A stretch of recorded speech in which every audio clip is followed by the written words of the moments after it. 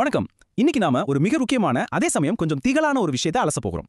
இது ஒரு அமைதியான ஆனா ரொம்பவே ஆபத்தான மருத்துவ மர்மம். நம்ம வீட்டை சுத்தி இருக்கிற சாதாரண தூசில மறைந்திருக்கும் ஒரு கண்ணுக்கு தெரியாத எதிரியை பற்றி தான் பேச போகிறோம். சரி, சற்றும் தாமதிக்காம நேரடியாக விஷயத்துக்குள் போய்விடலாம். இந்த நோய் ஆரம்பிக்கிற விதம் எவ்வளவு சாதாரணமானது தெரியுமா? அதுதான் இங்க மிகவும் அதிர்ச்சி அளிக்கக்கூடிய விஷயமே. ஃபெலிக்ஸ் மருத்துவமனை கொடுத்திருக்கிற ஒரு நேரடி அறிக்கையை கவனிங்க. சாதாரண காய்ச்சல், தசைவலி, லேசான சோர்வு என்று நீங்க சாதாரணமாக கடந்து செல்ல நினைக்கும் ஒரு சின்ன விஷயம், ஒருவேளை ஹண்டா வைரஸ் தொற்றா இருந்தால் அது உங்க உயிரையே பறிக்கலாம். ஆமாங்க, சாதாரண காய்ச்சல் போல தோன்றி நம்மளை ஏமாற்றுவதில் இந்த வைரஸ் ஒரு பெரிய கில்லாடி. இந்த வைரஸ் இவ்வளவு ஆபத்தானதாக இருக்கே, அப்போ இது பரவுவதற்கு ஒரு பெரிய எலி நம்மளை நேரடியாக கடிக்கணுமா அப்படின்னு நீங்க கேட்கலாம். அங்கதான் நம்ம ஒரு மிகப்பெரிய அதிர்ச்சியை சந்திக்கிறோம். இந்த வைரஸ் உங்களை தாக்க எலியின் கடிக்கூட அவசியம் இல்லைங்க. பல மாதங்களாக பூட்டியிருக்கும் ஒரு அறைய சாதாரணமாக சுத்தம் செய்ய நீங்க உள்ளே போறது மட்டுமே உங்க உயிருக்கு ஆபத்தை விளைவிக்க போதுமானதாக இருக்கலாம். அது எப்படின்னு கேக்குறீங்களா? வாங்க பார்க்கலாம். நாம அன்றாடம் சாதாரணமாக செய்யும் சில வேலைகள்ல தான் இந்த கண்ணுக்கு தெரியாத ஆபத்து ஒளிந்திருக்கிறது. ரொம்ப நாட்களா மூடியிருக்கிற கொட்டகைகளை சுத்தம் செய்வது, வயல்வெளிகள்ல அல்லது தானிய கிடங்குகள்ல வேலை செய்வது, இல்லைனா எலிகள் நடமாட்டம் அதிகமா இருக்கிற இடங்கள்ல கேம்பிங் போறது, ஏன் பருவமழை முடிஞ்ச பிறகு வெள்ளத்தால எலிகள் தங்கள் இருப்பிடங்களை மாற்றி நம்ம வீடுகளுக்குள் வருவது கூட மிகப்பெரிய ஆபத்து தான். இப்படி நாம் அறியாமலேயே தற்செயலாக இந்த வைரஸிடம் நம்மை நாமே கொண்டு செல்லும் சூழல்கள் நிறைய இருக்கு. சரி, இந்த வைரஸ் எப்படிதான் நம்ம உடம்புக்குள்ள நுழையுது?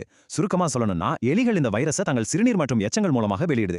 அந்த எலிகளுக்கு இதனால எந்த நோயும் வராது, அது வேற விஷயம். ஆனா அந்த எச்சங்கள் காய்ந்து தூசியாக மாறி காற்றில் கலக்கும்போது நாமும் அதை சுவாசிக்கிறோம். அந்த ஒரே ஒரு மூச்சு அதுதான் எல்லாவற்றையும் மாற்றி விடுகிறது. காற்றில் மிதக்கும் இந்த நுண்ணிய கிருமிகள் நேரடியாக நமது நுரையீரலுக்குள் போய் தனது தாக்குதலை ஆரம்பிக்குது.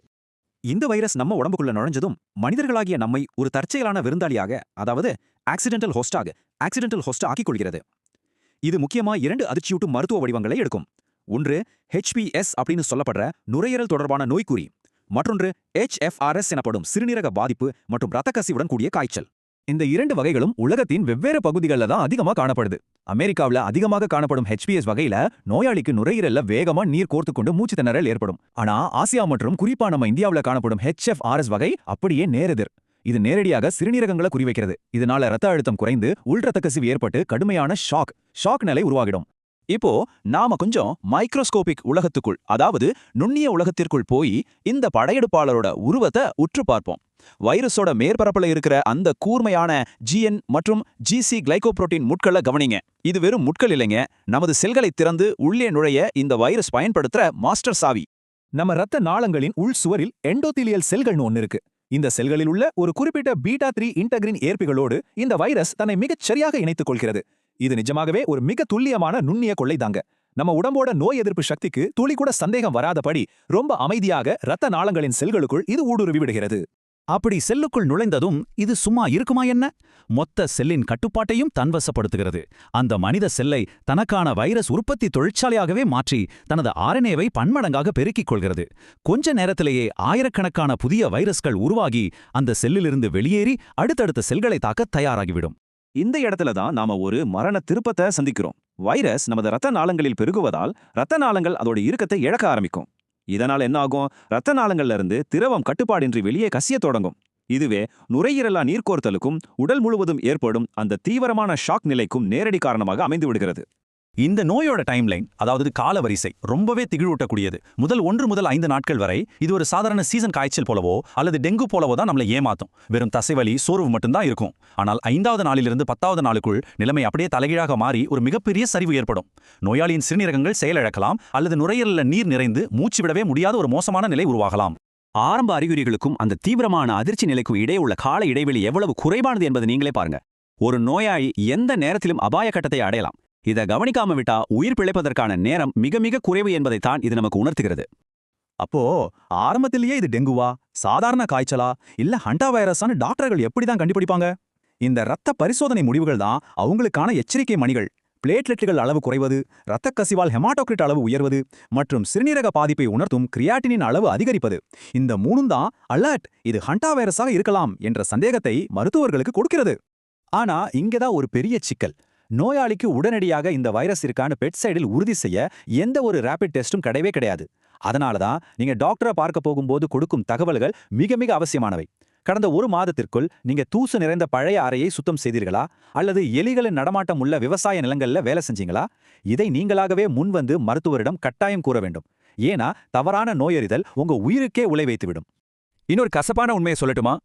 இந்த வைரஸை நேரடியாக அழிக்க குறிப்பிட்ட எந்த ஒரு மருந்தோ அதாவது ஆன்டிவைரல் கியூரோ கிடையாது. ஆமாங்க, நோயாளி உயிரை காப்பாற்றுவது என்பது முழுமையாக மருத்துவமனையின் தீவிர சிகிச்சை பிரிவில் வழங்கப்படும் தொடர் ஆதரவு சிகிச்சையை மட்டுமே பொறுத்தது. அவசர ஆக்சிஜன், வெண்டிலேட்டர் மற்றும் சிறுநீரகம் செயலிழந்தால் உடனடியாக டயாலிசிஸ், இப்படி உறுப்புகள் செயலிழக்காமல் தீவிரமாக பார்த்துக்கொள்வதுதான் இப்போதைக்கு இருக்கிற ஒரே வழி. சரி, இவ்ளோ ஆபத்தான ஒரு சூழலை பார்த்துட்டோம். அங்கீகரிக்கப்பட்ட தடுப்பூசியும் இல்ல, நேரடியாக அழிக்க மருந்தும் இல்லை எனும்போது நாமும் நம்ம குடும்பமும் எப்படி பாதுகாப்பாக இருப்பது? இதற்கான விடை மருத்துவமனைகளில் இல்லைங்க, நமது அன்றாட பழக்கவழக்கங்களில் தான் இருக்கு. நம்ம வீடுகளையும் பணியிடங்களையும் எப்படி பாதுகாப்பா வச்சுக்கிறதுன்னு சில முக்கியமான நடைமுறை தடுப்பு நடவடிக்கைகளை பற்றி இப்ப பார்ப்போம். நீண்ட நாட்களாக மூடியிருக்கும் இடத்தையோ அல்லது எலி எச்சங்கள் இருக்கிற இடத்தையோ நீங்க சுத்தம் செய்ய போறீங்களா? அப்போ இந்த உயிர்காக்கும் ஈரமான சுத்திகரிப்பு விதியை கட்டாயம் ஃபாலோ பண்ணுங்க. தயவு செய்து துடைப்பம் வச்சு ட்ரையாக பெருக்கவே பெருக்காதீங்க. அது வைரஸ் கிருமிகளை காற்றில் பறக்கச் செய்து உங்க சுவாச பாதைக்கே கொண்டு வந்துடும். N95 மாஸ்க் மற்றும் கையுறை கட்டாயம் அணியுங்கள். ப்ளீச் மற்றும் தண்ணீர் கலந்த கலவையை தெளித்து ஒரு 5 நிமிடம் அப்படியே விட்டுடுங்க. அப்புறமா ஈரமான பேப்பர் டவலாலோ அல்லது துணியாலோ துடைத்து ஒரு பிளாஸ்டிக் பையில் மூடி பத்திரமாக அப்புறப்படுத்துவதே பாதுகாப்பானது. நம்ம சுற்றுப்புறத்துல நாம செய்யும் இந்த சிறிய மாற்றங்கள் தான் இவ்வளவு பெரிய ஆபத்துகளை தடுக்கும் கேடயங்கள். பழைய அறைகளை திறந்ததும் உடனடியாக உள்ளே நுழைந்து விடாதீர்கள். குறைந்தது 30 நிமிடங்களாவது நல்ல காற்றோட்டத்திற்காக திறந்து வைங்க. வீட்டில் தானியங்கள் மற்றும் செல்லப்பிராணிகளின் உணவுகளை திறந்தபடி வைக்காமல் எலிகளால் கடிக்க முடியாத உலோக அல்லது தடிமனான பிளாஸ்டிக் கண்டெய்னர்களில் மூடி வையுங்கள். மழைக்காலம் தொடங்கும் முன்பே வீட்டில் இருக்கும் ஓட்டைகளை சரிபார்க்க வேண்டியது மிக மிக அவசியம். இப்போ நான் சொல்லப் போற இந்த எண்ணெயை நன்றாக நினைவில் வைத்துக் கொள்ளுங்கள். 6 மில்லிமீட்டர். உங்கள் வீடும் சுற்றுமும் எவ்வளவு பாதுகாப்பற்ற நிலையில் இருக்கிறது என்பதை ஆணித்தரமாக உணர்த்தும் ஒரு சிறு புள்ளிவிவரம்தான் இது. ஆமாங்க, வெறும் 6 மில்லிமீட்டர். இந்த அளவுள்ள ஒரு சிறிய இடைவெளி இருந்தாலே போதும், ஒரு எலி சுலபமாக உங்கள் வீட்டிற்குள் நுழைந்து இந்த கண்ணுக்கு தெரியாத மரண வைரஸை தன்னுடனே உள்ளே கொண்டு வந்துவிடும். அதனால சுவர்களில் உள்ள சிறிய விரிசல்கள், குழாய் இணைப்புகள் செல்லும் பாதைகள் மற்றும் கதவுகளின் அடிப்பகுதியில் உள்ள சிறிய இடைவெளிகளை கூட உடனடியாக சிமெண்ட் அல்லது ஸ்டீல் ஊல் வைத்து அடைப்பது மிகவும் அவசியம். இறுதியாக, இது உங்களை நீங்களே கேட்டுக்கொள்ள வேண்டிய ஒரு முக்கியமான கேள்வி. நாளுக்கு நாள் நகரங்களை விரிவுபடுத்தி காடுகளை அழித்து விலங்குகளின் வாழ்விடங்களுக்கு அருகில் நாம் சென்று கொண்டிருக்கிறோம். அப்படி இருக்கும்போது நமது சொந்த இடங்களில் மூடிய அறைகளில் உள்ள கண்ணுக்கு தெரியாத தூசிகளை நாம் போதுமான அளவு தீவிரமாக எடுத்துக்கொள்கிறோமா? உங்கள் வீட்டின் தூசியில் மறைந்திருக்கும் இந்த சிறு கிருமி உங்கள் உயிரையே பறிக்கும் வல்லமை கொண்டது என்பதை நினைவில் கொள்ளுங்கள். கவனமாக இருப்போம், பாதுகாப்பாக இருப்போம். இந்த அலசலில் என்னோடு இணைந்ததற்கு மிக்க நன்றி. சிந்திக்க வைக்கும் மற்றொரு தேடலோடு மீண்டும் சந்திப்போம்.